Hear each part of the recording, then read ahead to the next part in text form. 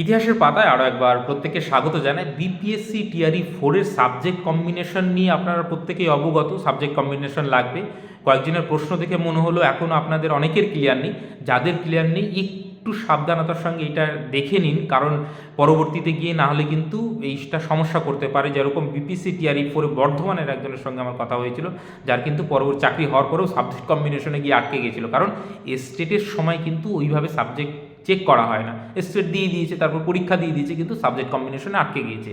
তো সোশ্যাল সায়েন্সের ক্ষেত্রে কি সাবজেক্ট কম্বিনেশন লাগবে? স্টেট পেপার 1 তো লাগছেই 9-10-এর ক্ষেত্রে, সেই সঙ্গে আপনাকে যেটা লাগছে সেইটা হচ্ছে, ধরুন আপনি, কারণ 9-10 লেভেলে তো হিস্ট্রি, জিওগ্রাফি, পলিটি এগুলো পড়ানো হয়, এডুকেশন সোশ্যোলজি তো পড়ানো হয় না। ওগুলো নিয়ে গ্রাজুয়েশন করলে কিন্তু আপনি 9-10-এ দিতে পারবেন না। গ্রাজুয়েশনে আপনাকে হিস্ট্রি অথবা জিওগ্রাফি, এই দুটো তো দুটোর মধ্যে একটা পড়ে থাকতেই হবে। দুটো পড়ে থাকলে তো খুব ভালো।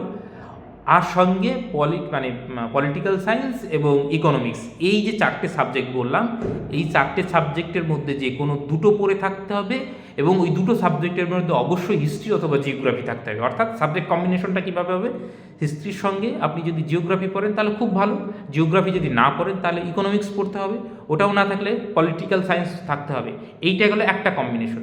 অথবা জিওগ্রাফির সঙ্গে হিস্ট্রি থাকলে ভালো, অথবা পলিটিক্যাল সায়েন্স, অথবা আপনার ইকোনমিক্স। এর বাইরে কিন্তু আপনার যদি সাবজেক্ট কম্বিনেশন থাকে তাহলে কিন্তু হবে না। আমি বললেন যে আমি শুধু গ্র্যাজুয়েশন বা এমএ বা গ্র্যাজুয়েশনে আমার হিস্ট্রিতে অনার্স ছিল বা জিওগ্রাফিতে অনার্স ছিল, তাহলে কি আমি এলিজেবল? না, এলিজেবল না, যদি ওই দুটো সাবজেক্ট না থাকে।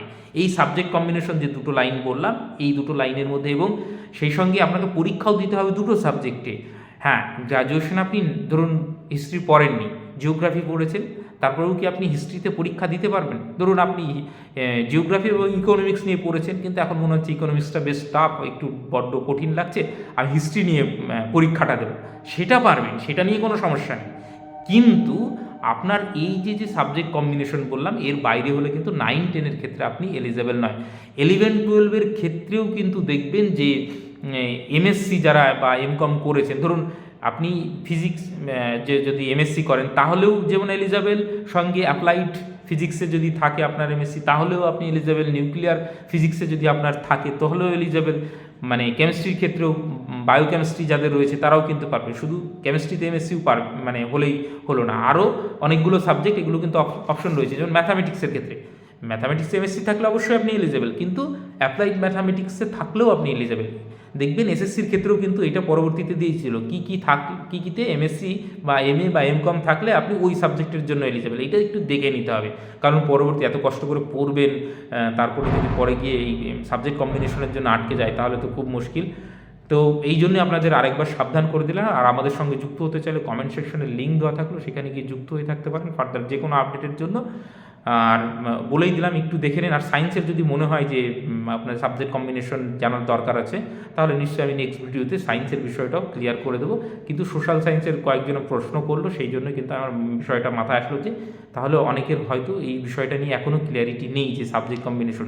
তাহলে আপনি কী করবেন? আগে থেকে সাবধান হয়ে যাবেন, তাহলে আপনি 9-10-এর জন্য খাটবেন না। আপনার যদি সাবজেক্ট কম্বিনেশনের সমস্যা থাকে তাহলে ওই দিকে তো খেটে লাভ নেই, কারণ পরবর্তীতে দিকে এমনিতেই বাদ হয়ে যাবেন। তাহলে 11-12-এর দিকে নজর দেবেন, বা যাই হোক, মানে আপনি বৃথা কেন খাটবেন? আপনি আগের থেকে দেখে নিন যে আপনার সাবজেক্ট কম্বিনেশন ঠিক আছে কি না, কোন কোন সাবজেক্ট কম্বিনেশন থাকলে আপনি ওই পরীক্ষার জন্য এলিজেবল। তো সেটা দেখে নিয়েই প্রস্তুতি নেওয়াটা ভালো।